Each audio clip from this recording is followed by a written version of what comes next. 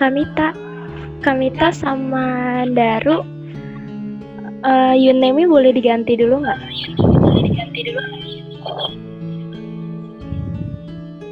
Oh iya, Daru udah.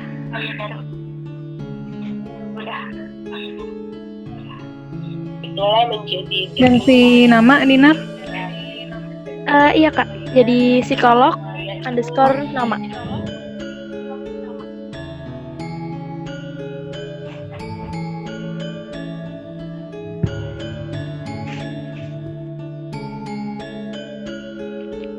Oke teman-teman, karena udah jam 7:15 ya, jadi langsung kita mulai aja.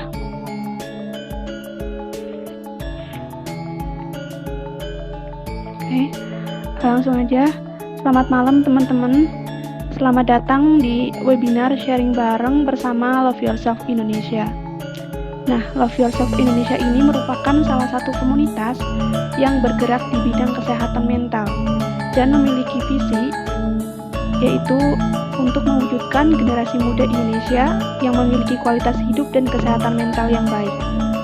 Nah, di webinar kali ini merupakan salah satu rangkaian kegiatan dari Love Yourself Indonesia yang diinisiasi dalam rangka meningkatkan kesadaran akan kesehatan mental. Oke, dan pada malam hari ini kita akan belajar bersama mengenai kepribadian pasangan yang suka selingkuh. Oke, sebelumnya perkenalkan, saya Dinar Sabila yang pada malam hari ini akan memoderatori acara webinar. Dan pada malam hari ini juga saya akan ditemani oleh Kak Kadek Paramita yang akan menjadi pemateri kita.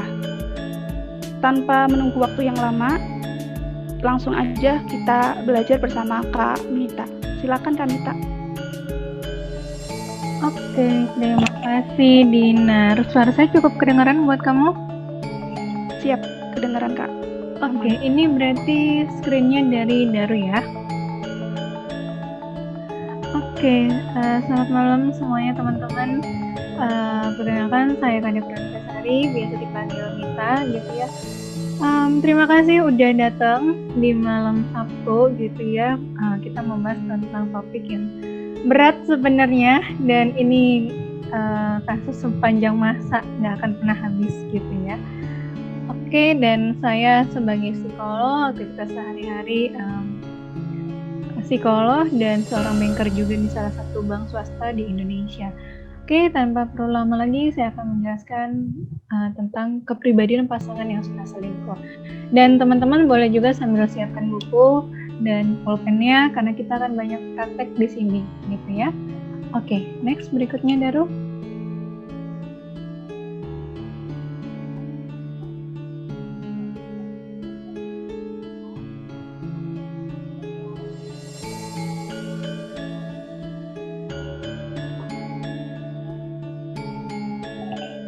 Next berikutnya Daru. Oke. Tema yang akan kita bahas selama 1 jam lebih ke depan yaitu mengenai tentang fenomena selingkuh, kepribadian selingkuh, dan kepribadian pasangan selingkuh. Berikutnya.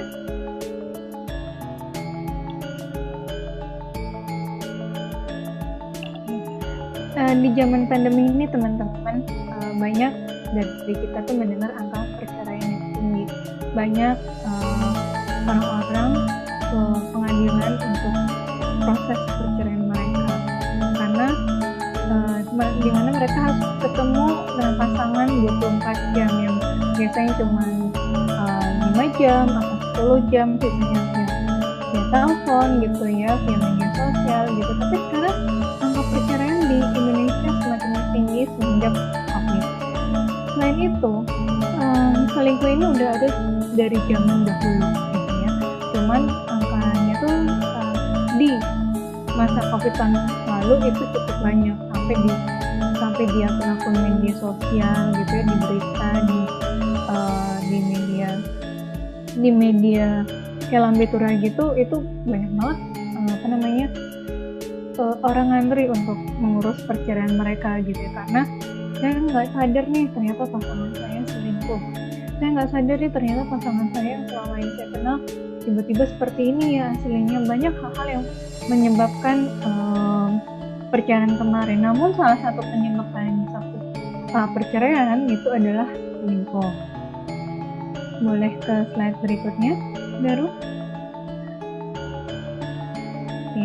Nah, ini teman-teman bisa mencari banget tentang, kalau di googling gitu ya di internet itu banyak banget yang keluar. Ini salah satu yang tadi saya cek gitu ya, ternyata sampai Desember 2020 tuh masih ada pembahasan tentang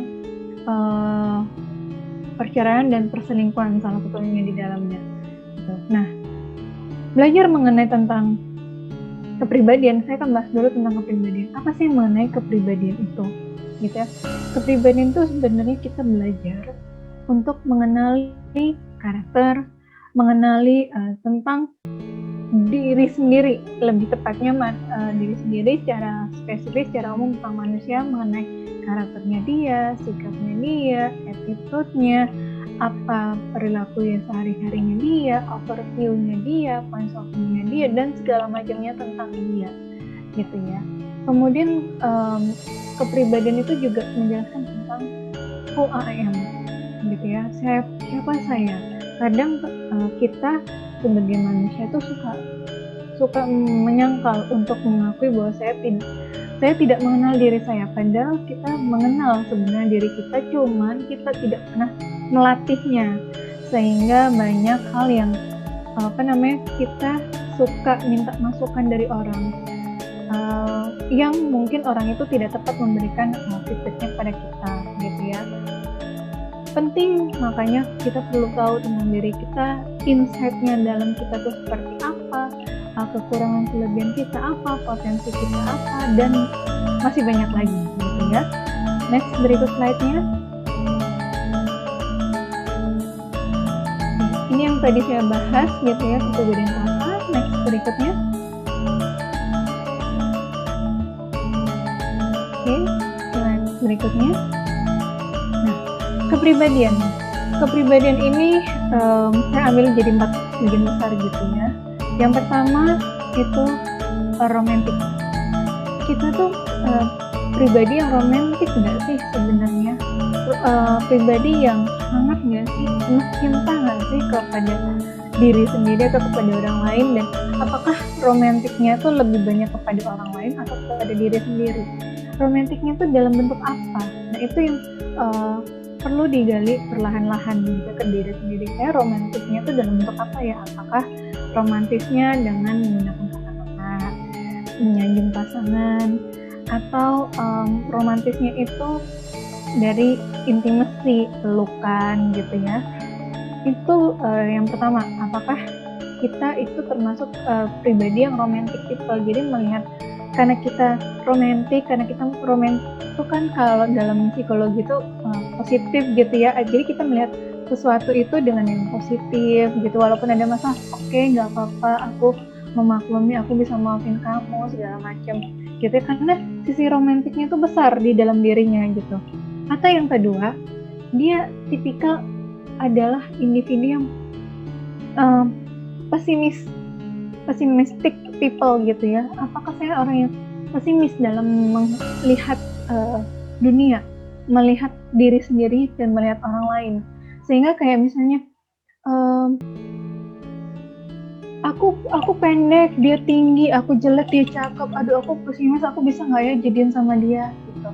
Atau aduh pasangan aku lebih bagus nih karirnya dibandingin aku, atau dia lebih positif dibandingin aku, jadi aku pesimis, kayak aku nggak pantas deh sama dia, aku nggak pantas deh untuk hal-hal apapun gitu, kayak nggak pantas aja gitu, selalu memandang sisi dari negatif. Kemudian apakah kita sebagai pribadi yang gambar nomor 3 tuh yang ini sebagai pribadi yang dependen, yang 2 orang yang sedang cheers minum gitu ya, itu gambarnya. Apakah kita itu adalah pribadi yang independen, yang mandiri gitu. Tapi hati-hati juga nih, kalau kita kelewat mandiri, kita nggak akan bisa menghargai pasangan ataupun menghargai orang lain.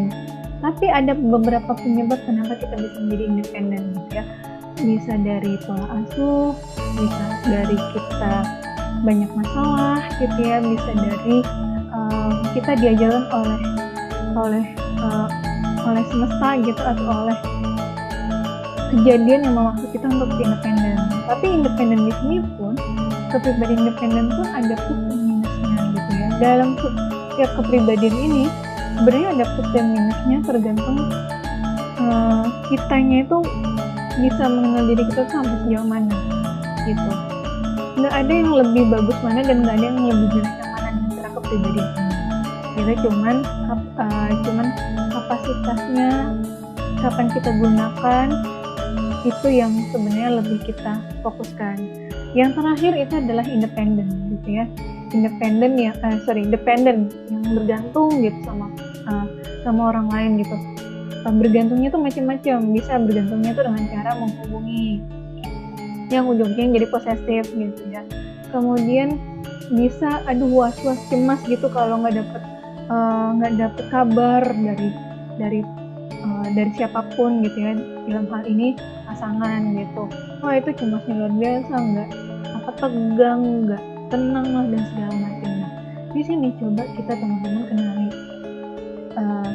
saya itu pribadi yang mana sih sebenarnya. Kemudian ketika teman-teman memilih di antara 4 ini, Daru boleh klik di rada penjelasannya biar keluar muncul keterangannya dari 4 gambar ini, sehingga teman-teman bisa nih menulis di bukunya gitu ya. Nah, itu dari 4 kepribadian ini kepribadian yang mana ya? Terus kalau misalnya tadi romantiknya tuh saya dalam bentuk apa sih gitu. Coba di list, dibuat sedetail mungkin gitu ya, supaya kita lebih kenal sama diri kita sendiri gitu ya. Saya kasih waktu kurang lebih 1 menit mulai dari sekarang.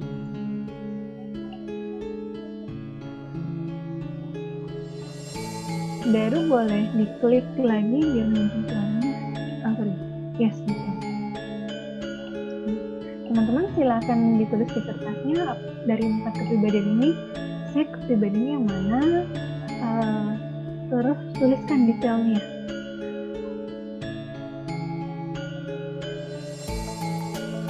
Sedetail mungkin gitu ya. Kenapa sih saya romantis? Apa sih yang buat saya romantis gitu ya? Apakah saya suka kasih sesuatu ke pasangan saya atau apa gitu ya? Itu didetailkan. Saya kasih tambahan waktu deh 2 menit jadinya.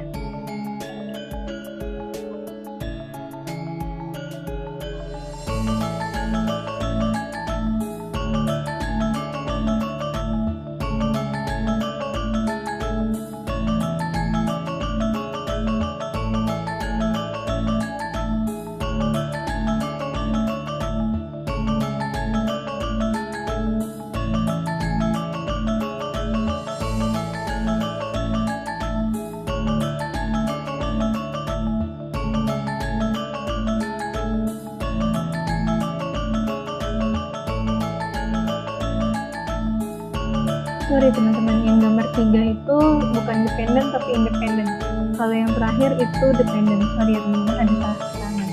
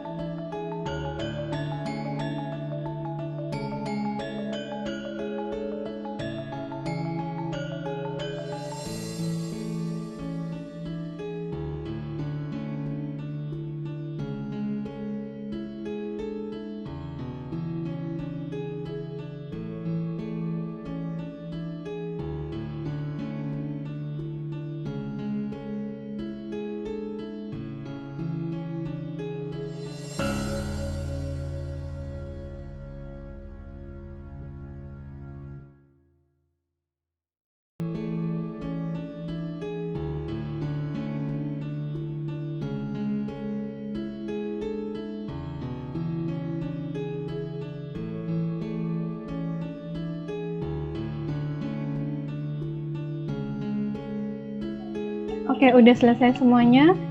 Oke, kalau yang belum nggak apa-apa, dilanjutin aja gitu ya, karena kita akan masuk ke lanjut gitu ya. Ini step by stepnya gitu. Nah, ketika kita udah tahu kepribadian kita teman-teman ya, coba kalian kenali pasangan kita tuh tipikal kepribadiannya apa sih? Yuk kita kenalin. Sama kayak tadi teman-teman buat gitu ya. Dari 4 ini mana sih pasangan saya yang lebih pas gitu? Apa sih yang membuat saya mengatakan misalnya pasangan saya itu romantis gitu ya? Romantiknya itu dalam hal apa? Coba di-list. Tadi udah di sebelah. Tadi yang pertama kita buat kepribadian kita tipikalnya seperti apa. Sekarang coba kita lihat dari pasangan kita tuh kepribadiannya apa dan di list detail. Oke, ini segampang, jadi saya kasih waktu 3 menit buat teman-teman. Silahkan.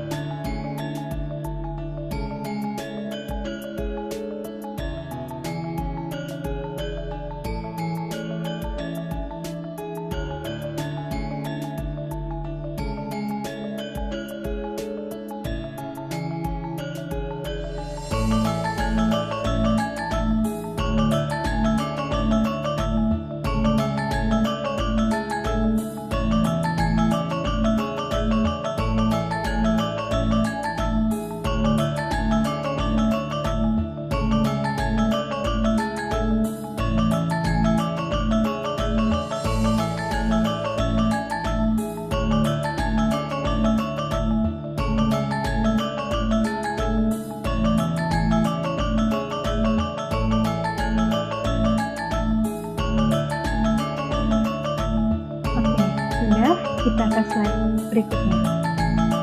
Teman-teman, saya mau nanya nih. Teman-teman boleh tulis ya di masing-masing kertasnya. Definisi selingkuh menurut saya itu apa? Menurut saya itu selingkuh itu apa? Menurut versi kita, ya, bukan versi teori. Tapi versi kita, versi pengalaman kita, atau dari teman kita, atau dari orang-orang terdekat definisi selingkuh itu apa?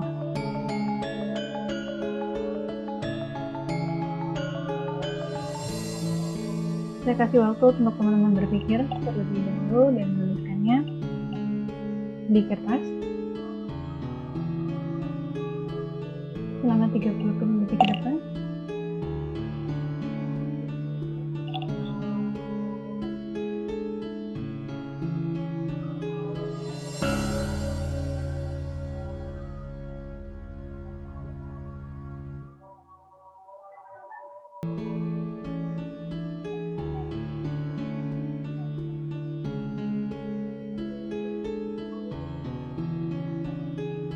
Itu pertanyaan pertama dari saya. Pertanyaan yang kedua adalah, apakah saya pernah selingkuh atau melakukan perselingkuhan dalam hidup saya? Jawabannya ya atau tidak, cukup itu aja. Apakah saya pernah melakukan perselingkuhan gitu ya dalam hidup saya? Atau justru saya lebih banyak diselingkuhi sama pasangan saya? Jadi beda ya, apakah saya pernah selingkuh atau saya ternyata lebih banyak diselingkuhi? Mana?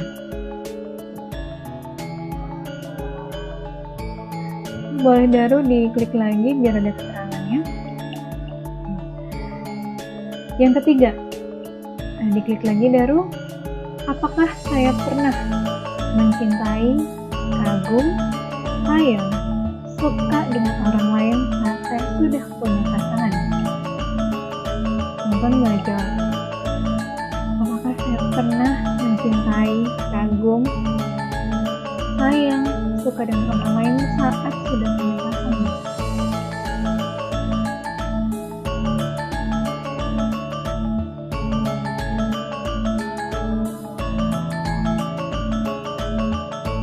Slide berikutnya Daru. Ternyata teman-teman, selingkuh itu ada dua jenis, selingkuh hati sama selingkuh seksual. Coba teman-teman buat yang pernah diselingkuhin atau selingkuh nih, lebih banyak ke versi selingkuh hati atau ke versi selingkuh seksual? Coba teman-teman tulis di bukunya gitu ya, mana teman-teman lebih banyak selingkuh hati atau selingkuh seksual. Selingkuh hatinya tuh contohnya misalnya, saya selingkuh sama pasangan saya karena nyaman, dia perhatian sama saya, karena saya nggak dapet itu dari pasangan saya. Atau selingkuh seksual, karena pasangan saya ketika dalam dunia pernikahan gitu ya, dia nggak mau seks, saya butuhnya seks, dia nggak mau seks. Udah saya cari aja perempuan lain yang mau seks sama saya. Contohnya gitu. Coba teman-teman dalami lagi. Teman-teman antara selingkuh hati atau selingkuh seksual. Dan coba dilihat, kenapa ya saya selingkuh hati? Dicari tahu.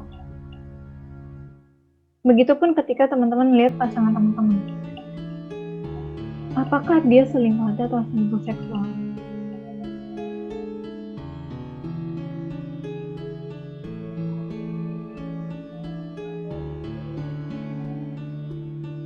Karena selingkuh hati itu yang paling banyak terjadi dibandingkan selingkuh seksual.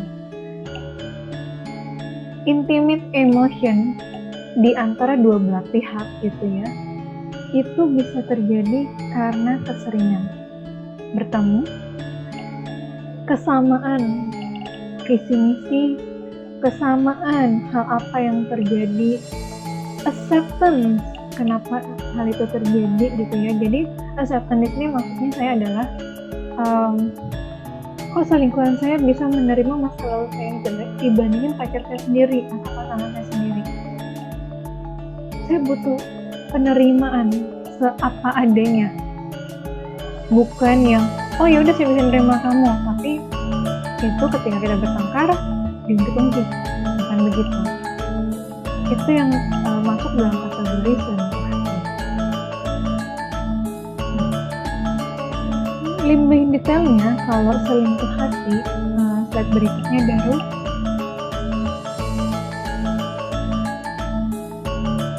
selingkuh hati itu lebih memberatkan emosi, ya, karena emosi itu butuh kenyamanan. Kemudian penerimaan tadi, penerimaan yang terbuka, yang sangat terbuka, menerima pasangan yang sisi rapuhnya, bukan sisi bagusnya, versi terbaiknya, bukan. Kemudian memiliki yang tadi saya bilang pemikiran yang sefrekuensi, yang satu pemikiran, sehingga wah ini baik nih buat saya, wah saya nyaman nih karena dia bisa memahami saya pun juga bisa memahami dia. Itu selingkuh hati. Kalau selingkuh seks gitu ya, balik lagi yang tadi saya bilang itu karena masalah seksual gitu ya, kebutuhan seksnya tinggi gitu ya, kemudian ada pengabaian seks di dalam pernikahan. Padahal seks itu salah satu hal yang penting di dalam pernikahan. Kalau dalam pacaran, mohon maaf, itu belum legal ya. Tuh, boleh ke slide berikutnya, Daru. Berikutnya lagi. Nah, teman-teman, di sini banyak sebenarnya alasan untuk kenapa orang tuh berselingkuh, gitu ya. Yang pertama adalah merupakan kebutuhan emosional. Kemudian masalah pernikahan yang tak usai atau toxic relationship, entah itu di dalam pacaran, di dalam pernikahan, gitu ya. Kemudian untuk kesenangan, untuk have fun gitu, yang sekali pakai gitu ya, yang hanya sekali pakai dan saya nggak perlu tanggung jawab gitu ya. Memiliki nilai-nilai permisif. Nilai-nilai permisif ini maksudnya dia itu, contohnya gini, contoh kasusnya si Bu, contohnya saya menggunakan nama, tapi ini bukan nama sebenarnya, ini saya ambil dari sebuah buku gitu ya. Ibu Ani, dia udah nikah lama, umurnya 70 tahun gitu ya, beda 7 tahun dengan suaminya gitu. Suaminya itu umur 77 tahun, tapi suka banget melakukan perselingkuhan. Awalnya karena terpaksa gitu ya, menemani klien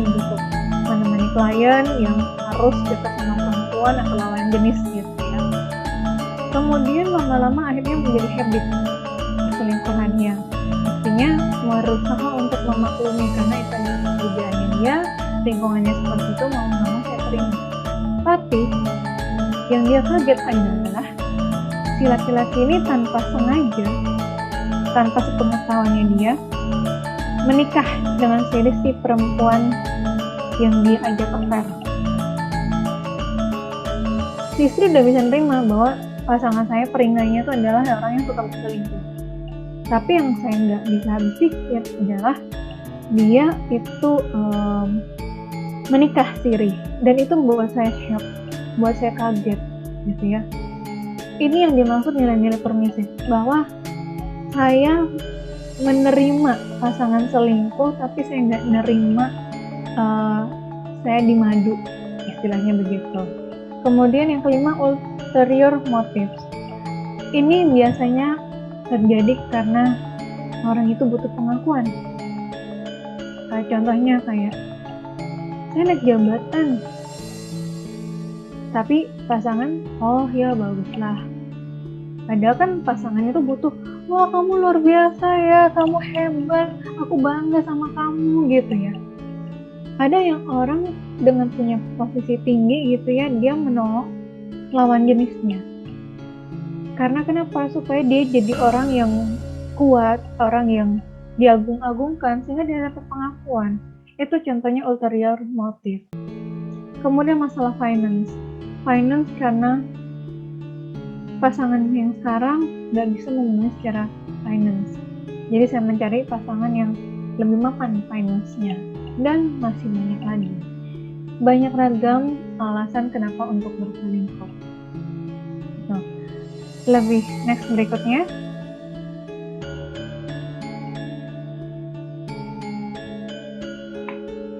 Slide berikutnya, Daru. kepribadian, saya akan lebih dalam lagi kepribadian perselingkuhan. Teman-teman lihat garis plus slash miring. Ini umumnya terjadi kepada pasangan yang selingkuh maupun tidak selingkuh tapi toksik di dalam relasinya gitu ya. Pertama cinta. Cinta ini basic dasarnya itu dari ketika kita dapat cinta dari orang tua. Kalau kita over cinta dari orang tua, kita juga mencari over sesuatu dari pasangan kalau dia nggak bisa memenuhi pasangan kita gitu ya, needs-nya kita. Kalau kita kekurangan, kita akan mencari cinta itu ke semua orang. Kalau satu pasangan ini nggak bisa memenuhi, kita akan mencari ke wanita lain atau ke laki-laki lain. Cinta dalam bentuk apapun gitu ya, entah itu cinta dalam bentuk seks, entah itu dalam cinta bentuk kasih, kenyamanan gitu ya, macam-macam. Ini tergantung seberapa besar kita dapat cinta atau kekurangan cinta kita dari keluarga, karena itu basic. Anak-anak yang diabaikan, anak-anak yang diadopsi gitu ya, anak-anak yang mendapatkan kekerasan dari orang tua yang nggak ada emotional love-nya, itu akan mencari merongrong ke pasangannya untuk dipenuhi. Dia akan mencari ke orang lain seperti itu. Kemudian yang kedua, relasi dia dengan entah itu salah satu figur atau kedua figur gitu ya. Gimana relasinya? Apakah dia mencari sosok yang berlawanan, misalnya kayak ayah itu keras, saya mencari sosok pasangan, kalau saya perempuan saya akan mencari sosok pasangan yang hangat gitu ya. Kalau misalnya ibunya yang nurut-nurut aja, saya kepribadian yang independen, saya mencari pasangan yang tegas gitu. Apa yang menyebabkan itu? Apa yang membuat relasinya tuh bermasalah? Relasinya tuh gimana sih dengan orang tuanya, dengan mama dengan ibu seperti apa, dengan ayah seperti apa gitu ya. Kita harus lihat juga isu dan relasinya gitu. Kemudian trauma misalnya trauma karena pasangan selingkuh. Tapi kalau kita tarik lebih dalam lagi, apakah kita trauma karena orang tua kita selingkuh, pernah ada affair gitu, entah itu sampai berujung perceraian atau hanya sebatas kagum atau sebatas memuji itu sehingga kita ada trauma sehingga membuat trust isu kita kepada pasangan atau lawan jenis. Kita harus lihat kembali ke diri sendiri, apa sih yang membuat kita trauma ketika kita menjalin relasi dengan pasangan. Apakah trauma itu disebabkan dari basicnya itu orang tua, atau apakah karena kita dalam relasi itu sering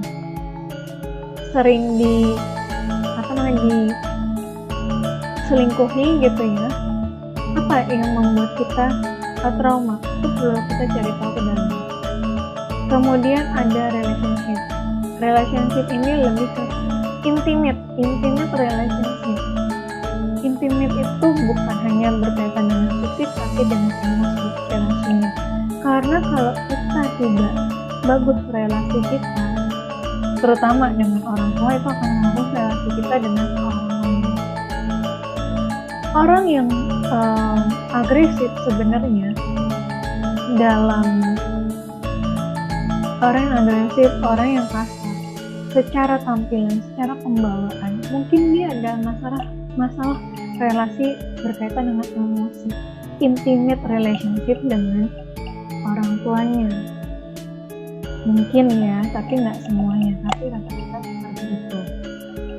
Mungkin dia kasar itu adalah bentuk cara dia berkomunikasi, bentuk dia menjalin relasi dengan pasangannya, karena dia nggak diajarin gimana sih cara berrelasi yang sehat tuh kayak gimana, karena nggak diajarin. Termasuk komunikasi ke pasangan tuh kayak gimana, komunikasi ke lawan jenis tuh kayak gimana, nggak dikasih tahu.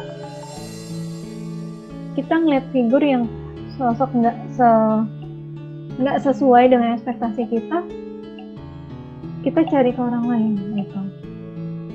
Jadi suka salah.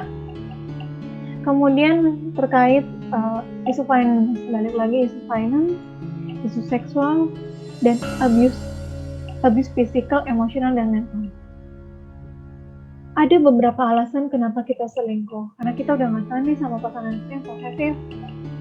Kita udah nggak tahan sama mereka melakukan kekerasan fisik. Saya udah nggak tahan, saya lebih baik selingkuh. Nggak ada yang benar dan nggak ada yang salah, gitu ya. Kemudian 5 bahasa cinta kita, ini basic.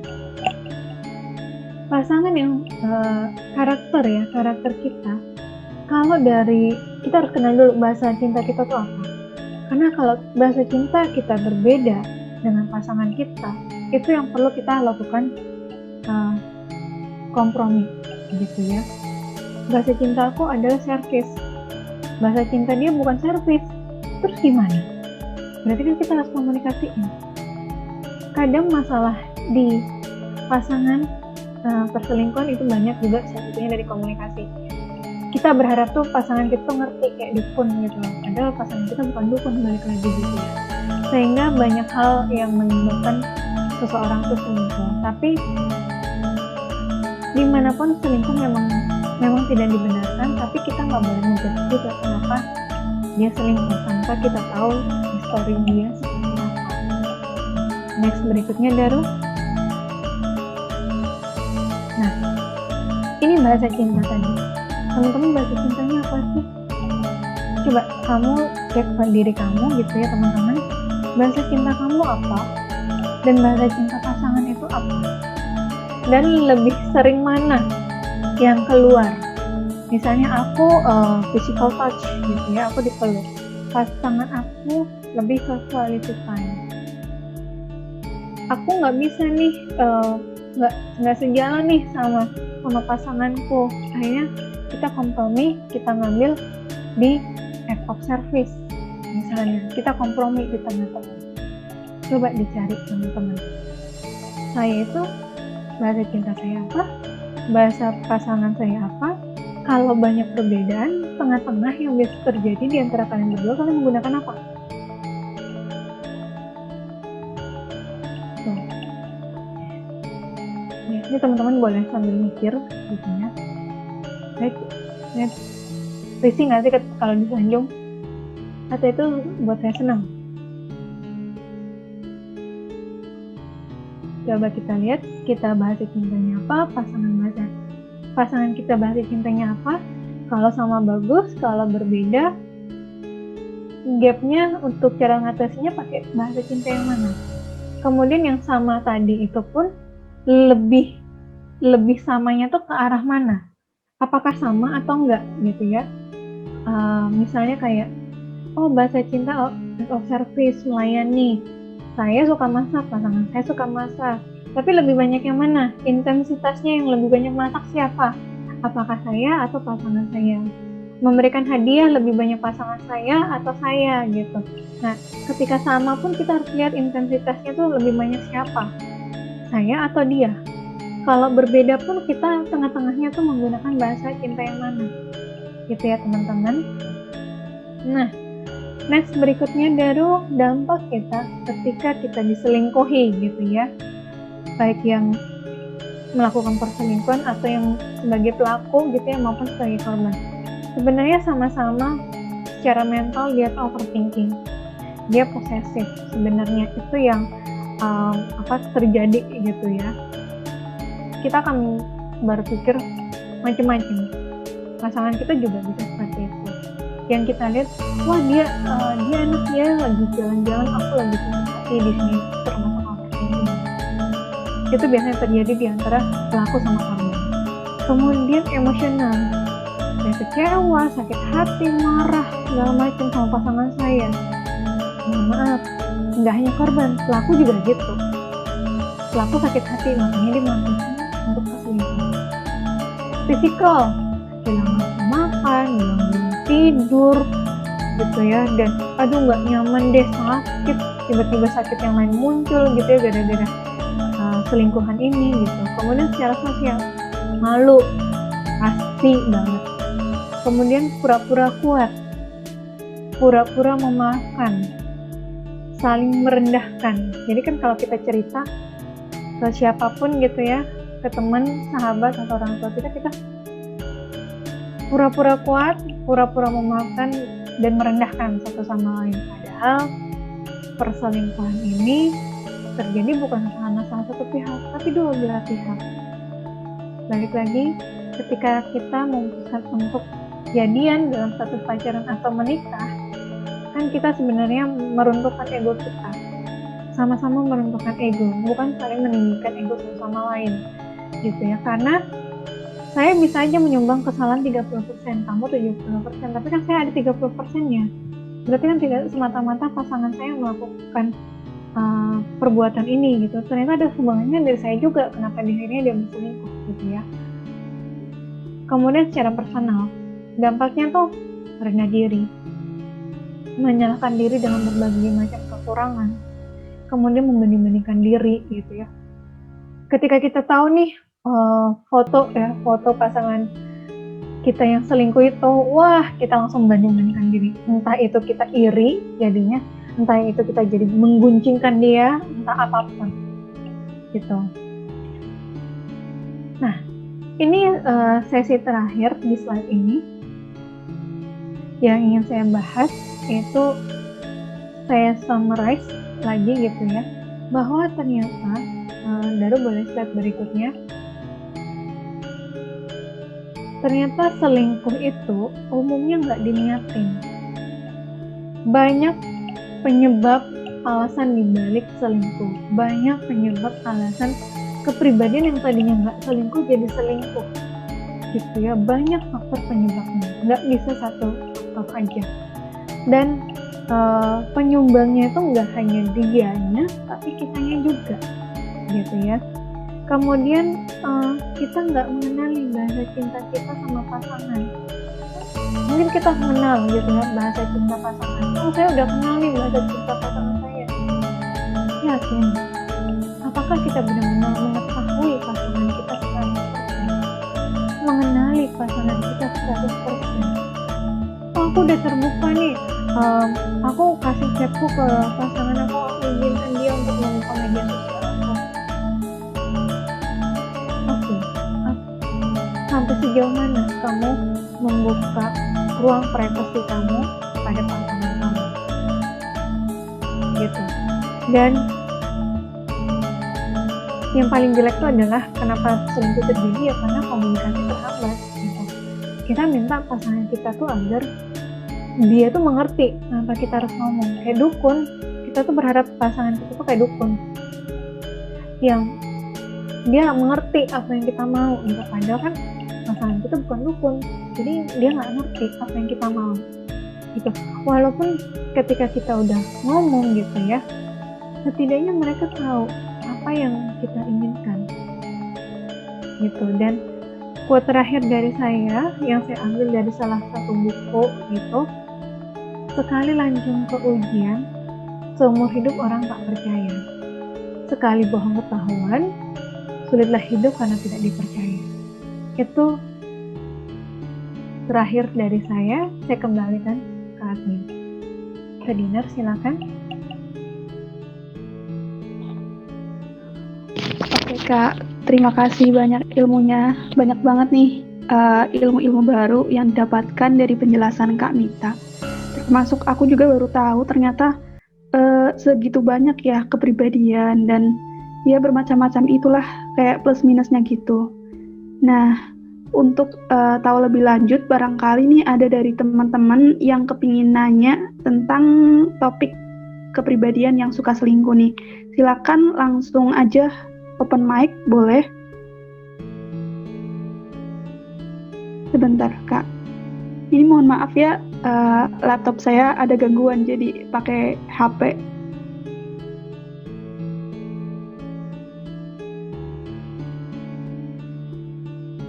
Adakah teman-teman?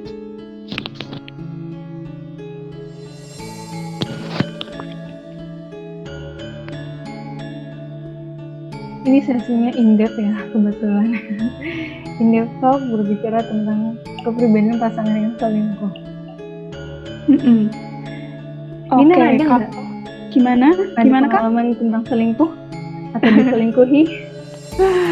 Kalau Dinar lebih itu sih, merasa kalau Dinar ini kepribadian yang dependent. Jadi tuh sedikit melekat ketika udah kayak akrab sama seseorang.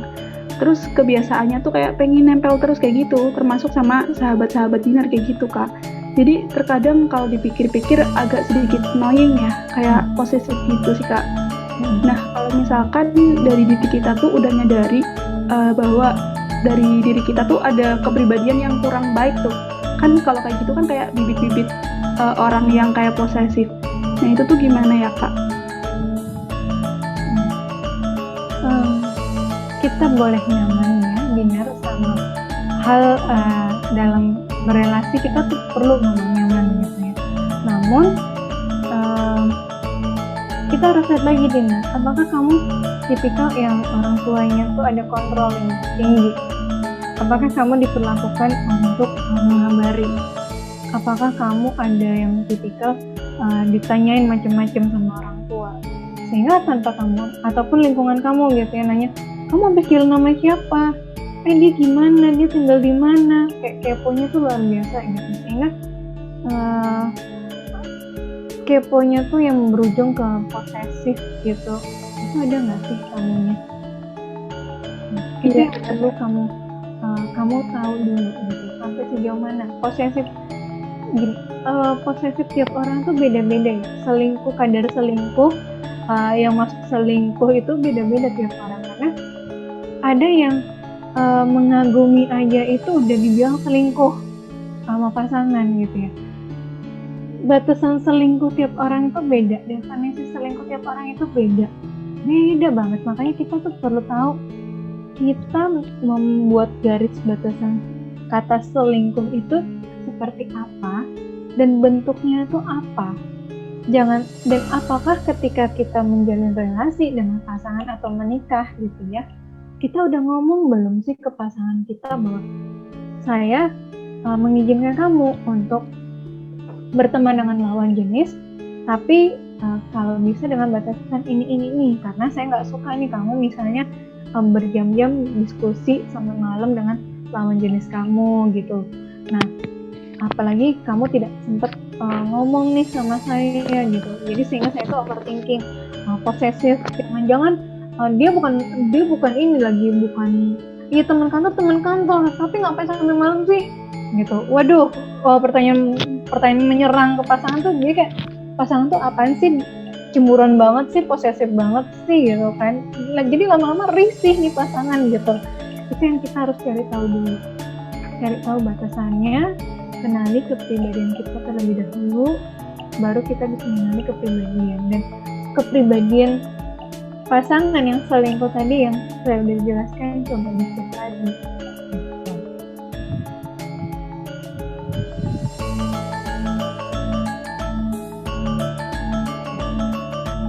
Ada lagi teman-teman? Aku boleh nanya nggak? Boleh. Kalau aku mau cerita dulu nih, aku kan tipikal orang, suara aku jelas.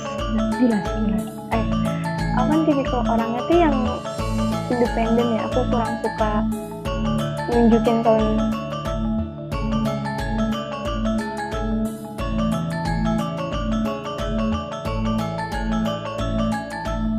deh ya. Mungkin dia ada sedikit kendala jaringan kali ya, Kak. soalnya Oh, aku udah. nggak. Dia boleh diulang. Oh iya, Pak.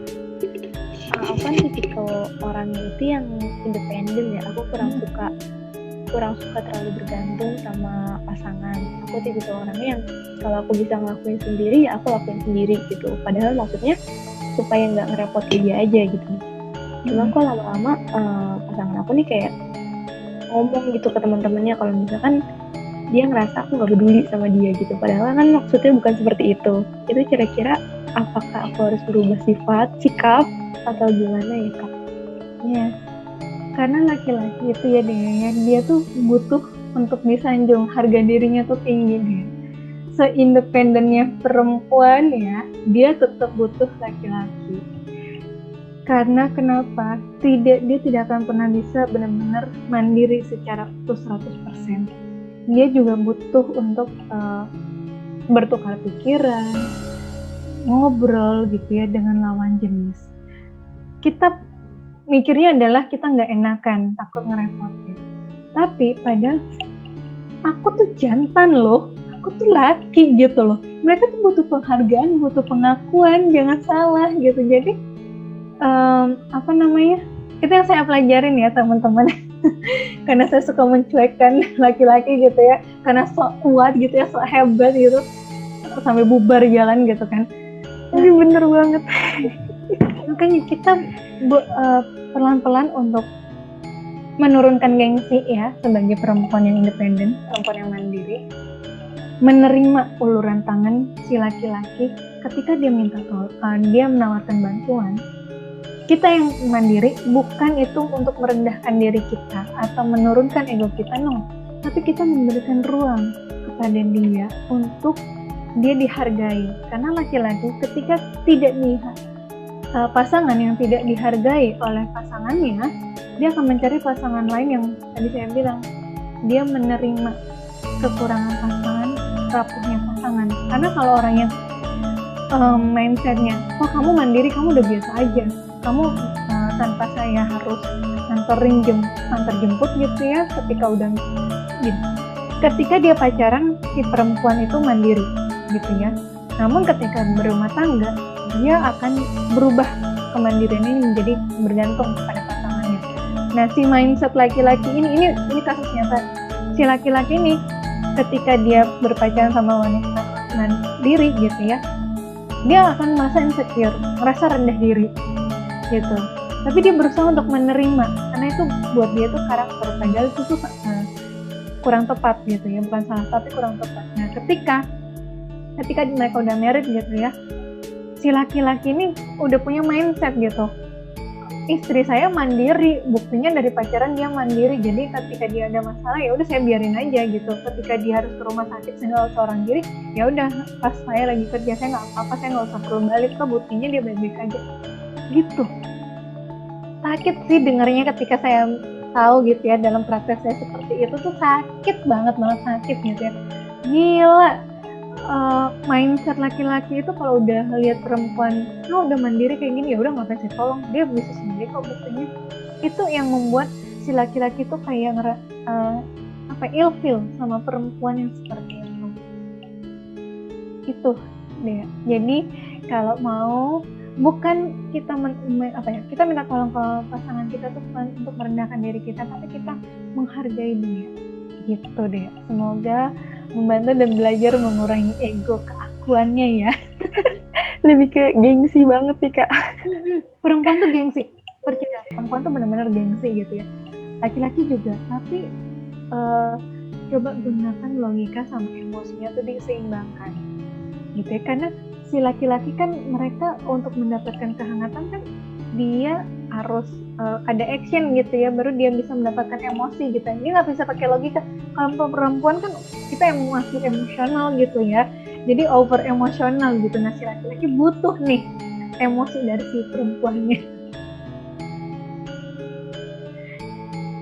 Oke, makasih Kak. Sama-sama. Ada lagi? Oke, gimana dia? Ada lagi pertanyaannya? Aku udah jelas banget. Oke, udah jelas. Teman-teman yang lain barangkali ada pertanyaan yang ingin ditanyakan.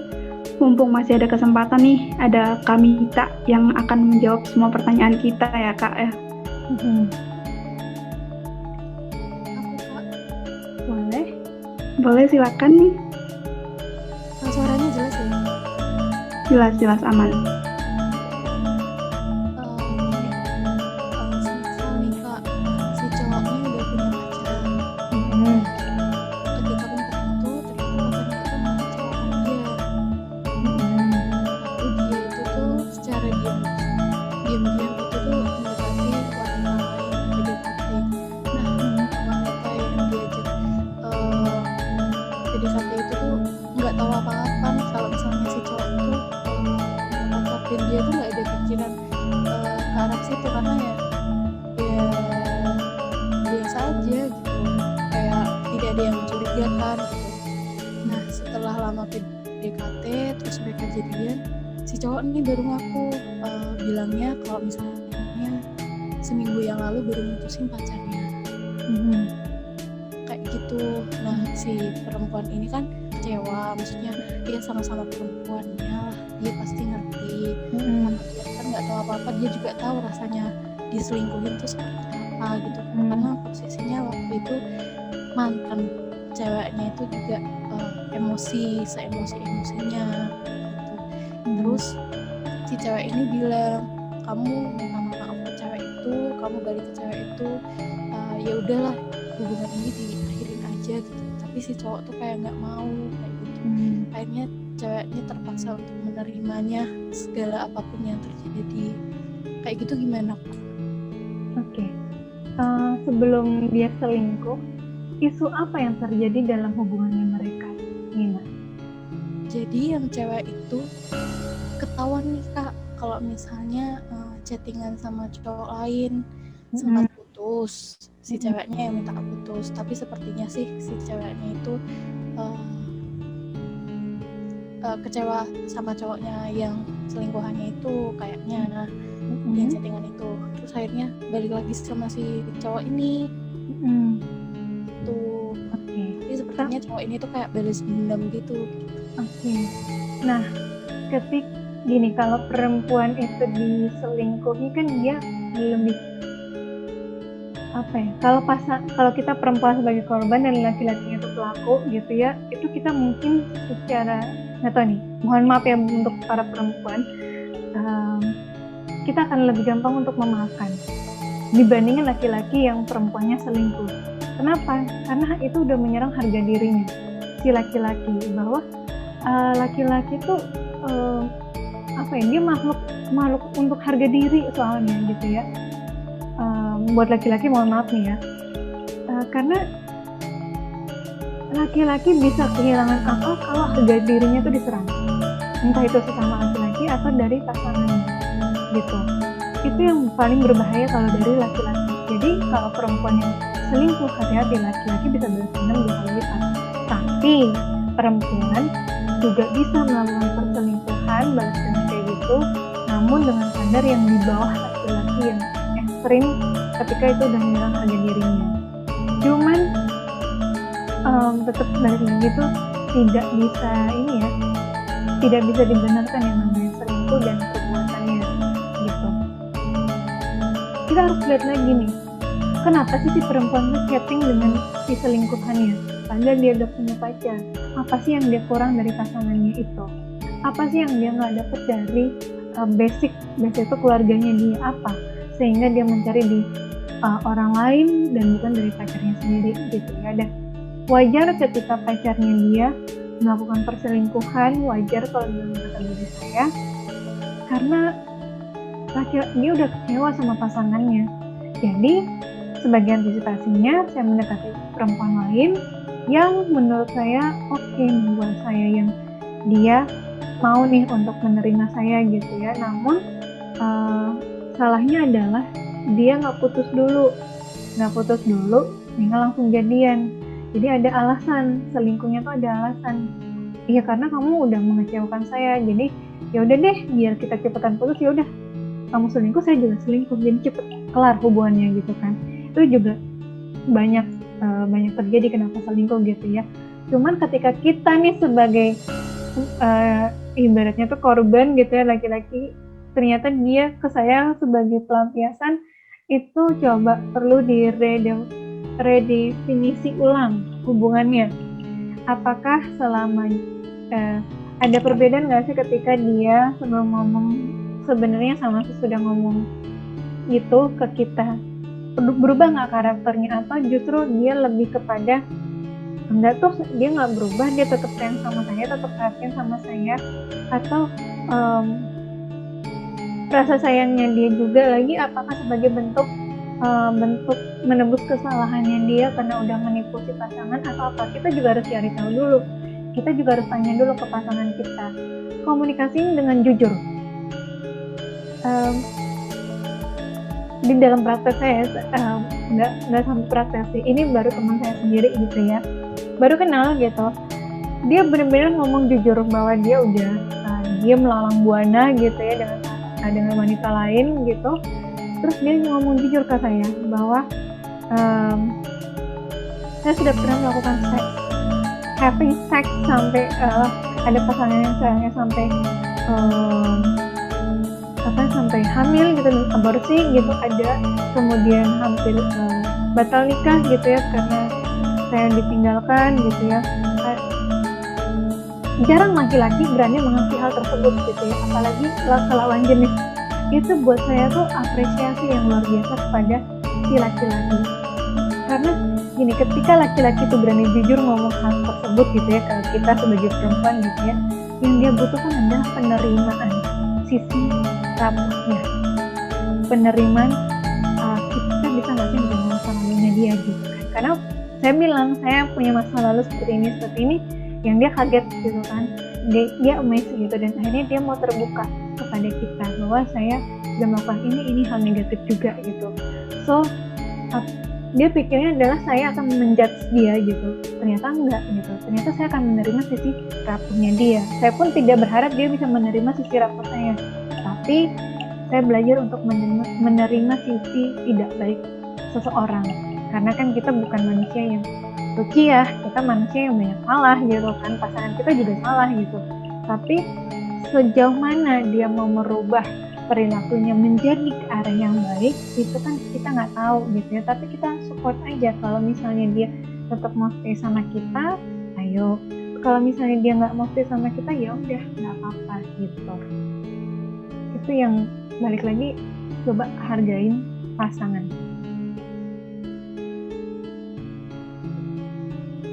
Oke. Gimana Mbak Nina? Ada pertanyaan lebih lanjut? Enggak, udah jelas. Oke, udah jelas.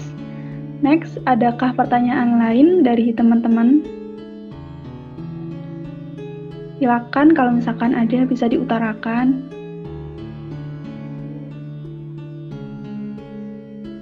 Gimana nih teman-teman?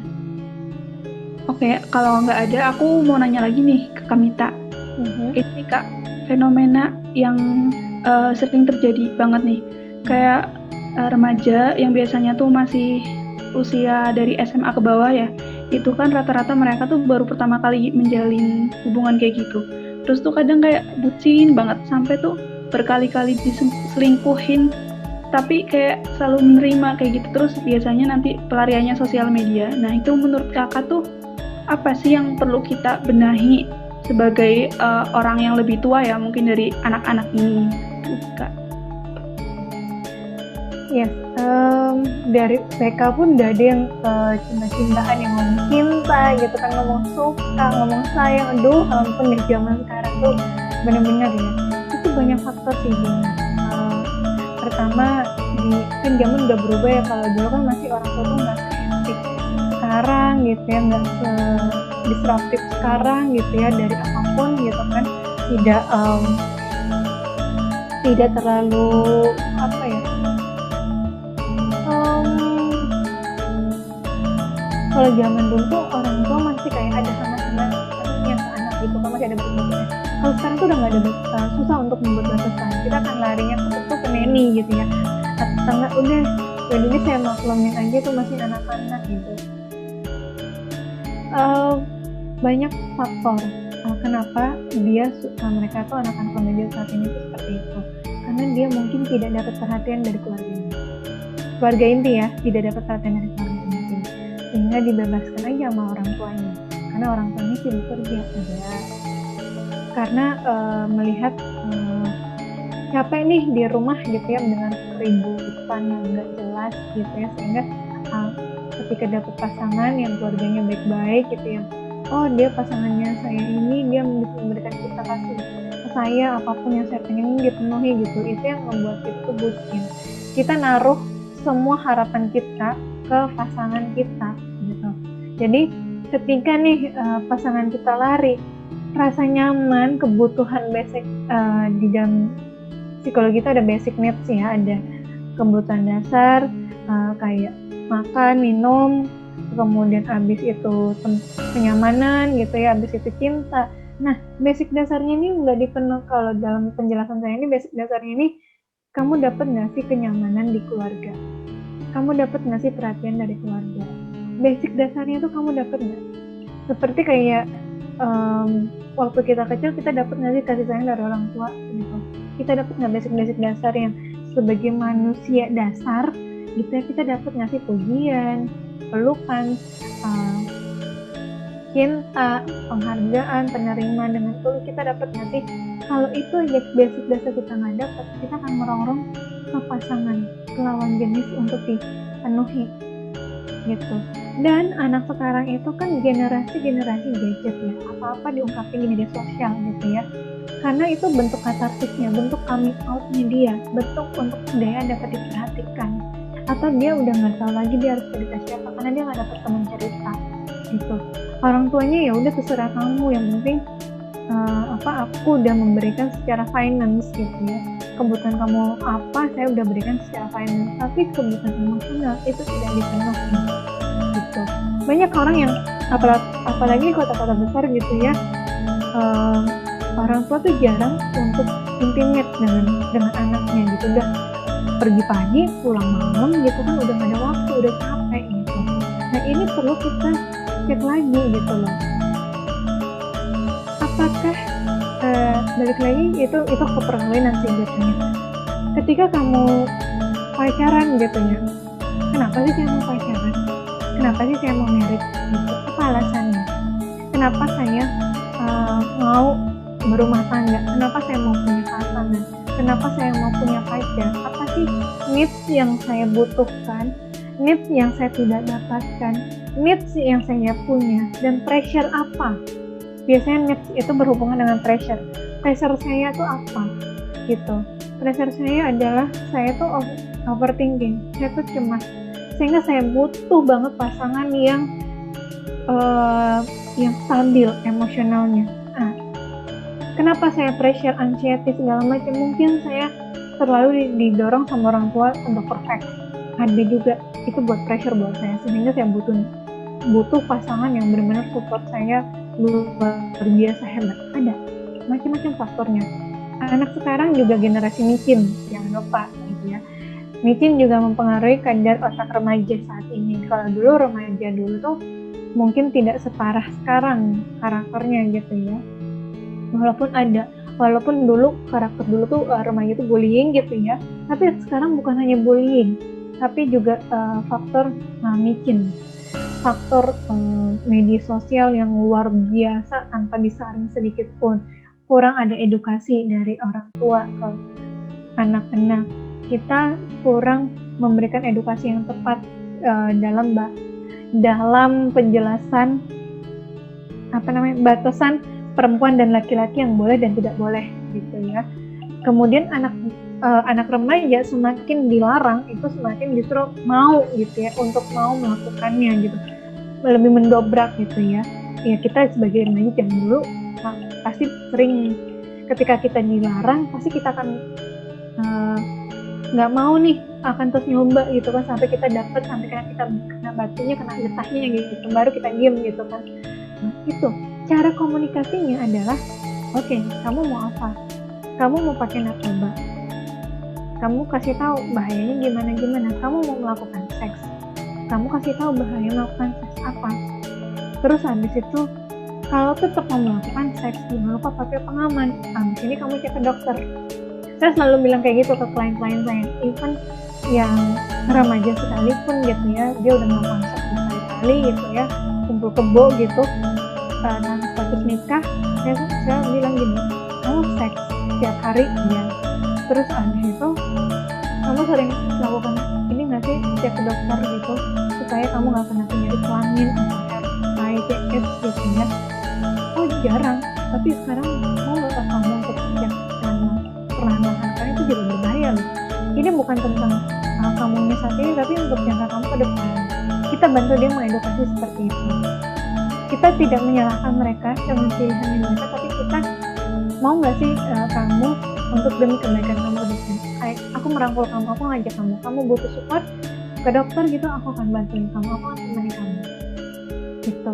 Dan biasanya remaja sekarang itu dia hanya emosi sesaat, jadi cinta sesaat gitu ya, enggak cinta yang benar-benar kayak orang menikah gitu, itu jarang. Nah itu yang perlu kita remind, tanyakan cinta yang kamu maksud ke dia kayak gimana.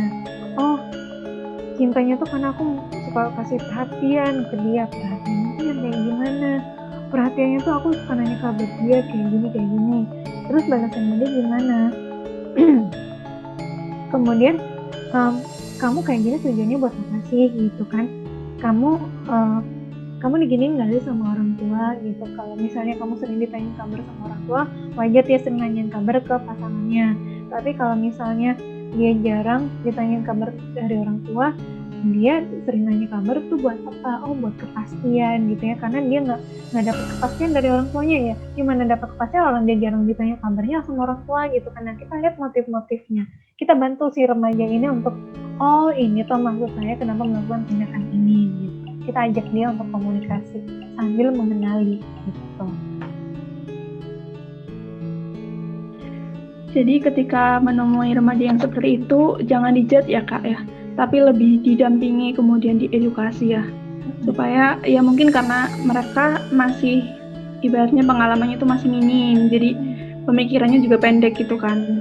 Seringnya kalau misalkan kepingin ini, penasaran ya, biasanya ya ala-ala remaja, karakteristiknya seperti itu ya Kak ya. Betul. Adakah lagi dari teman-teman yang pengen bertanya? Mumpung masih ada waktu nih, sekitar setengah jam lagi sebelum kita tutup ya Kak ya. Gimana teman-teman? Adakah yang mau nanya lagi? Atau aku tanya lagi deh. Aku banyak tanya nih jadinya. Soalnya mumpung masih ada kesempatan kan buat nanya-nanya. Jadi ini Kak pertanyaannya. Gimana caranya mengantisipasi pasangan yang kayak bermuka dua? Jadi tuh ada ya Kak, kayak misalkan si pasangan itu waktu menjalin hubungan seperti pacaran kayak gitu, kelihatannya tuh baik-baik aja kayak gitu. Terus pas udah menjalin hubungan yang ke depan lagi ya, kayak misalkan udah nikah, ternyata beda kayak gitu. Kayak waktu masih pacaran tuh kepribadiannya beda. Nah itu tuh gimana Kak caranya kita mengantisipasi dari pasangan yang seperti itu? Oke. Ini lucu, bukan lucu, maksudnya ini sering banget ditanya. Kenapa pasangan kita pacaran tuh ketika udah tuh berubah 180 derajat ya? Ya karena kita nggak mengenali karakter pasangan kita nggak jujur, kita pakai topeng gitu loh. Maunya tuh yang lihat indah-indahnya aja, terus nanti kalau udah married baru tuh kayak kasih jebret gitu ya, yang fakta aslinya gitu. Kan kamu nggak bisa tutupi kemana-mana gitu ya. Nah, kenapa? Karena mindset kita tuh seperti itu, bahwa saya pacaran nih, saya komit nih sama kamu, saya akan nikahi kamu gitu ya. Karena ada kayak janji gitu, ada janji bahwa saya akan nikahi kamu, atau hubungan ini kita hubungan yang dewasa gitu ya, bukan anak-anak lagi, putus nyambung gitu ya. Ada, kita tuh memakan janji-janji palsu karena kita tidak terus jujur, nggak jujur banget sama diri sendiri. Gimana mau jujur sama diri sendiri, apalagi pasangan gitu ya. Nah, ketika saya jujur gitu ya dalam berrelasi ke pasangan saya yang terakhir gitu, saya jujur bahwa ketika saya udah berani jujur, pasangan saya akan jujur ke saya gitu, bahwa kebetulan saya batal nikah untuk kedua kalinya. Pasangan saya mengatakan bahwa dia tidak siap untuk married sama saya. Karena kenapa? Dia masih trauma dengan isu perselingkuhan. Sampai sebelumnya itu saya baru tahu kalau ternyata saya itu diuji oleh dia sendiri, diuji apakah saya selingkuh atau enggak, diuji dengan teman-temannya saya, saya tuh tipikal orang yang setia atau enggak, sampai sebegitunya sebelum dia menyatakan cinta kepada saya, tapi akhirnya berujung kita selesai gitu ya, sampai segitunya. Rasa insecure, rasa trauma, rasa yang nggak enak yang kita alami gitu ya, sehingga kita melakukan perbuatan yang di luar nalar gitu ya, yang kayak di luar nalar tadi itu adalah saya mau ngetes kamu, saya akan ngajak teman-teman kamu ngetes kamu apakah kamu benar sama saya atau enggak. Untungnya saya cepat sadar bahwa ternyata ini ulah si pacar saya gitu kan. Baru tahunya sih beberapa minggu setelah jadian gitu ya, untungnya. Tapi saya bertanya kenapa kamu melakukan seperti itu, dan dia mengatakan bahwa saya memang selingkuh, saya ada pengalaman selingkuh gitu ya, pengalaman trauma ditinggalkan pasangan saya yang saya udah janji, saya udah penuhi semua keinginannya, tiba-tiba dia pulang, dia menikah. Saya udah pengorbanannya itu udah banyak banget gitu kan, udah wasting time, wasting money, wasting tenaga, wasting waktu, wah luar biasa. Dan saya bilang jujur juga bahwa saya tidak suka punya pasangan yang selingkuh gitu. Jadi saya benar-benar ngomong, komunikasi sama pasangan saya, apapun yang terjadi, saya di kantor gitu ya, saya hubungan dengan siapa, saya akan menceritakan apa adanya dengan pasangan saya. Saya bilang, di kantor ada yang jahilin saya, ngomongnya gini. Saya berusaha untuk mengkomunikasikan itu kepada pasangan saya supaya dia nggak cemburu, dan saya melihat responnya. Apakah dia nyaman nggak sih saya ceritain ini, komunikasi bahasa seperti ini. Kalau dia nyaman, oke, berarti dia butuh pasangan yang jujur, komunikasi yang jujur gitu kan, apa yang terjadi. Begitupun saya, gimana kamu keseharian kamu di kantor, kamu suka juga nggak sih jahilin perempuan? Saya nanya, kamu jahilin perempuannya tuh sampai sejauh mana gitu kan, karena biar kita tahu batasan jahilnya pasangan kita tuh sampai sejauh mana, suka nakalnya tuh sampai sejauh mana gitu kan. Itu ketika kita udah berani jujur sama pasangan kita di awal-awal PDKT sampai pacaran, itu akan membantu banget. Mau kita nanti ujungnya jadian atau enggak, merit atau enggak, ya itu urusan nanti gitu ya. Tapi ketika kita udah jujur banget gini sama diri sendiri, dan kita ngomong jujur kepada pasangan gitu ya, dan ketika kita jujur kan ekspektasinya dia juga jujur gitu ya, tapi kan kita nggak boleh maksa gitu ya, jadi perlahan-lahan dia akan ngikuti kita. Jadi kalau kita jujur dalam membangun relasi ini, dia akan juga jujur dalam berelasi gitu. Termasuk orang yang dekat sama saya ini, saya bilang bahwa saya pernah melakukan pelecehan seksual, pernah mendapatkan pelecehan seksual gitu kan, pernah batal nikah, seringnya sama beda agama gitu, kemarin terakhir batal nikah dan segala macam kejelekan saya. Tanpa saya sadari, dia mengungkapkan sisi buruknya dia, yang saya pun sebenarnya kaget ketika dia ngomong, udah sering having affair gitu sama perempuan, having sex setiap hari, udah pakai ini. Saya sebenarnya kaget luar biasa ketika laki-laki tersebut ngomong kayak gitu ke saya. Dan di pikiran saya itu adalah luar biasa sekali dia berani untuk jujur kepada saya. Dan saya mengucapkan terima kasih kamu jujur sama saya kaget. Saya nggak tahu harus ngomong apa. Bukannya dia pikirnya akan saya menjudgment gitu ya, ternyata enggak gitu. Saya menerima kamu apa adanya kamu gitu. Jadi cara mengatasinya adalah kita sendiri yang mengubah diri kita jujur atau enggak. Kalau kita jujur, otomatis kita akan menarik pasangan kita juga jujur gitu Dinar. Mantap banget Kak jawabannya, benar-benar. Jadi ya seperti yang udah kita tahu, katanya tuh jodoh cerminan gitu ya Kak. Jadi kalau kita yang memantik kejujuran, pasti dia akan terbawa jujur juga kayak gitu ya Kak.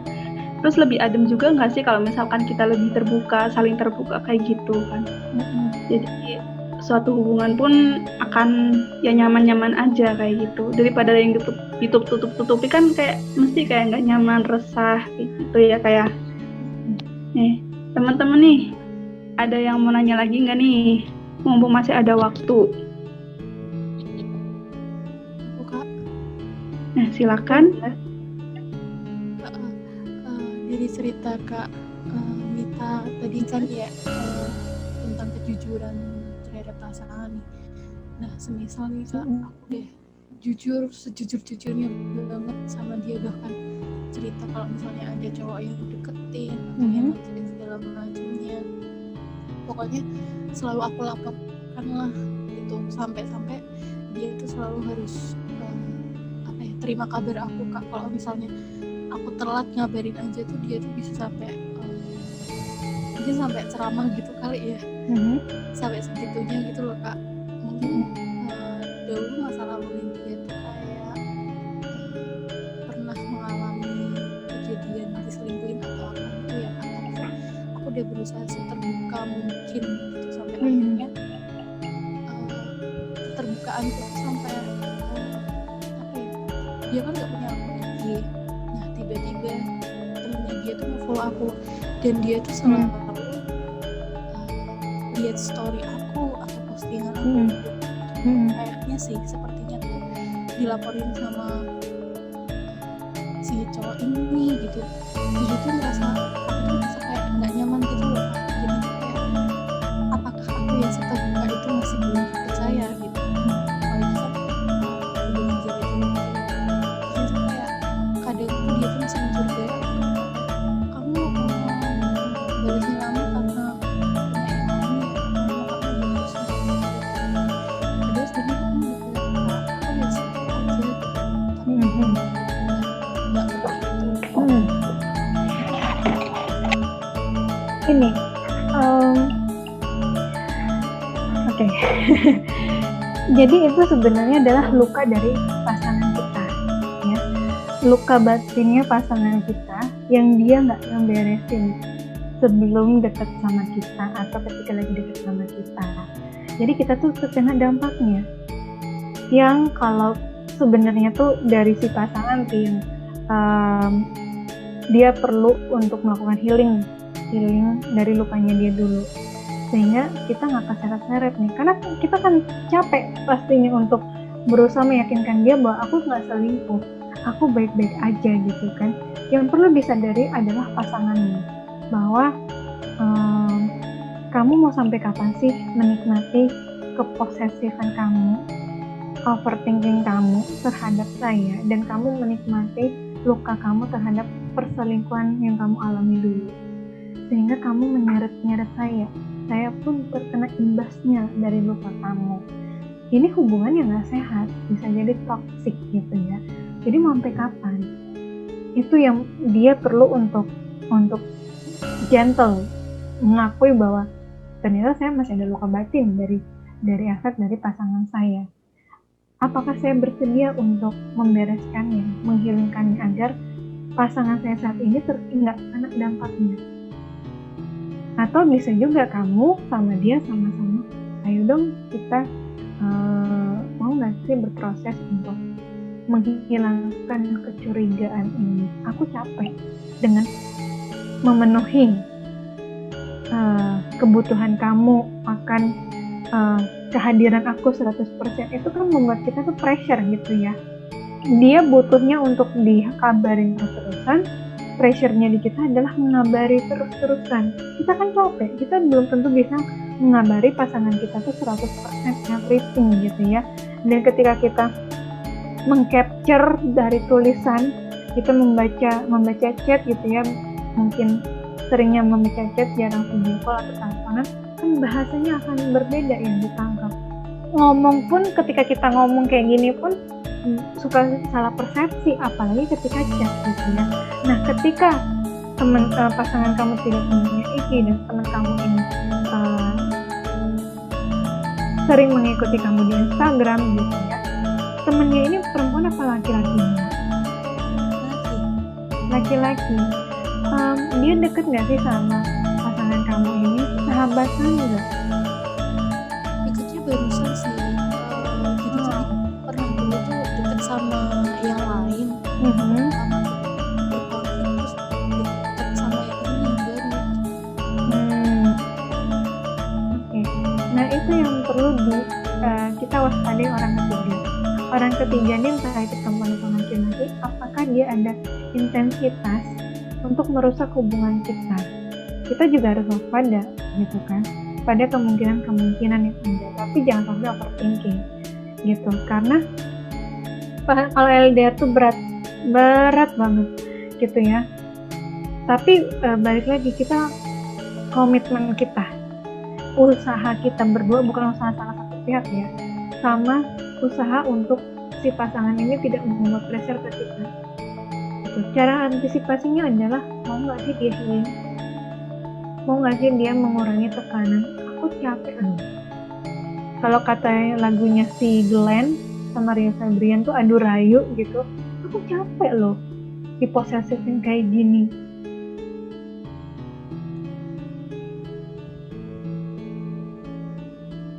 Gitu Nina. Tapi kalau misalnya udah diskusi gitu Kak, kalau misalnya aku nggak nyaman nih kalau misalnya terlalu ditekan seperti ini, bisa nggak dilonggarin dikit aja kayak gitu. Tapi kamu sebelum ngomong kayak gitu ya ke pasangan, kamu minta izin, aku boleh nggak ngomong sesuatu, mungkin ini menyakiti hati kamu, aku minta maaf terlebih dahulu karena aku manusia biasa yang bisa buat salah. Jadi ngomong kayak gitu dulu ke pasangan kita gitu, dengan apa adanya kamu, tanpa kamu filterin, baru kamu ngomong yang apa kamu rasakan. Ya udah diskusi gitu sih Kak, ya dia iya katanya aku akan berusaha gitu. Tapi balik lagi Kak, kayak pola gitu loh Kak, balik lagi ke semula gitu. Dan berapa lama kamu tahan dalam pola yang seperti itu? Setahun lebih Kak. Apakah kamu masih tetap mau bersama dia? Mungkin udah capek ya Kak, kayak udah saatnya daripada saling menyakiti kayak gitu, menyakiti dia dan menyakiti aku sendiri, aku mulai mikir buat stop aja deh, biar maksudnya biar dia benar-benar sembuh atas luka yang sama dulu, dan aku juga menyembuhkan luka atas kecewa aku yang mungkin akan sakit ini. Mungkin kalau misalnya waktunya pas, kalau misalnya Tuhan memberikan kesempatan buat ya walaupun sakit sih buat ngobrol ke dia, aku cuma mau sendiri bisa tahu misalnya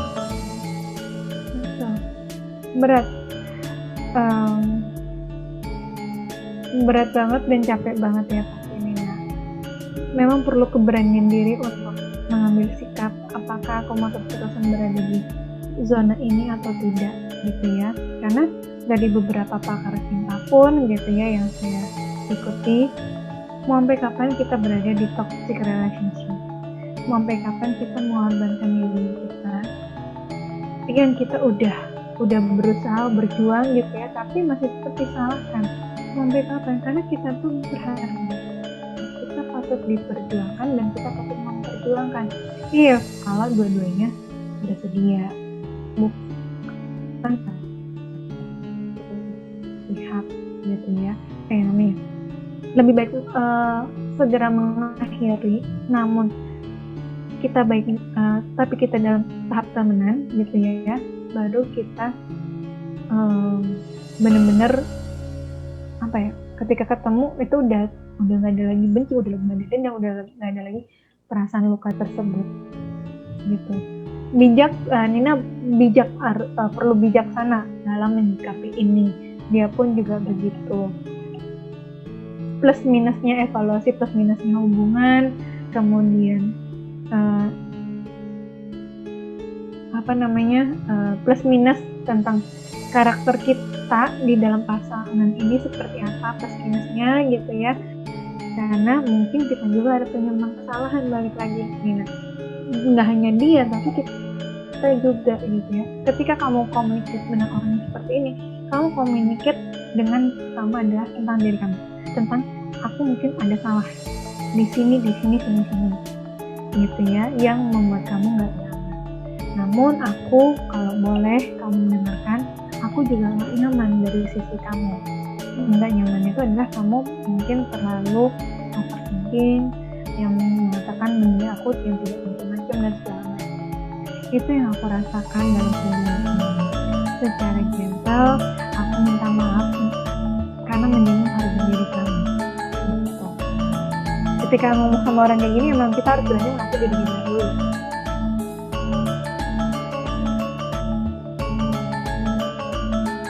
Gitu ya. Pasti ya Kak.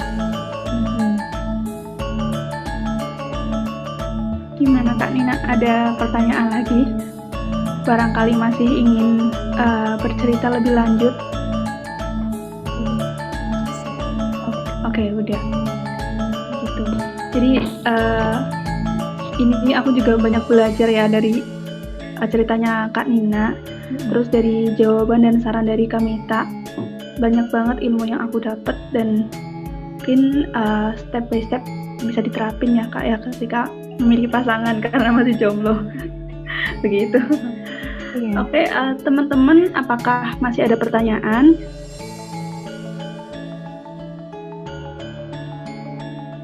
Atau mungkin sudah cukup? Karena sejak tadi kita open pertanyaan, udah lumayan banyak ya kayak pertanyaan yang dilontarkan dan dijawab dari Kamita. Dia? Atau apa ada pertanyaan dia? Aku cukup. Oke, cukup.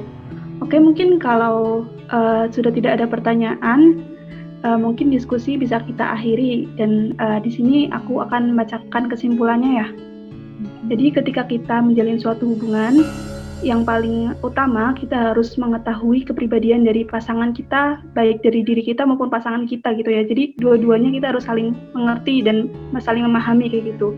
Jadi kalau kita sudah saling mengerti, memahami satu sama lain, maka kedepannya hubungan kita itu akan lebih nyaman ketika terjalin. Terus kita juga lebih tahu apa sih alasan ketika suatu saat ternyata tiba-tiba nih pasangan kita melakukan perselingkuhan. Kita tahu alasannya karena kita tahu kepribadiannya dia gimana, kayak gitu. Kemudian dari kita mengetahui kepribadian, kita pun bisa mengantisipasi kira-kira kepribadian yang seperti apa nih yang mungkin sering selingkuh kayak gitu, atau mungkin yang bisa aja selingkuh. Dan dari kepribadian itu pun kita bisa mengukur diri kita, kira-kira kita cocoknya sama kepribadian yang seperti apa sih kayak gitu. Jadi kita bisa saling melengkapi satu sama lain. Nah seperti itu teman-teman. Nah karena waktu sudah cukup ya, kita akhiri diskusi kita. Nah terima kasih buat Kamita yang udah menyampaikan materinya yang begitu banyak ilmunya ya, dan juga terima kasih buat teman-teman atas partisipasinya. Untuk dokumentasi kita sesi foto dulu ya teman-teman. Silakan yang belum open cam bisa open cam dulu.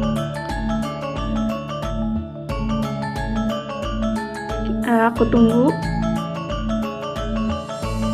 Kanina bisa open cam atau mungkin sedang ada kendala.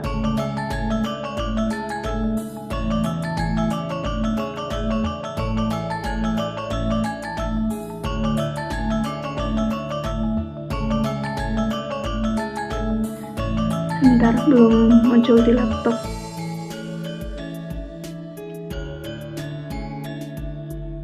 Daru, muncul semua kah di laptop? Iya. Aku yang share screen ya. Oke. Aku yang share screen. Aku yang dokumentasi. Maaf ya Kak. 1, 2, 3. 1, 2, 3. Udah. Oke. Kamu. Makasih Daru. Oke. Teman-teman, karena diskusi sudah selesai dan semua pertanyaan sudah dijawab, maka webinar pada malam hari ini kita cukupkan ya. Terima kasih buat teman-teman yang udah hadir dan Kamita juga.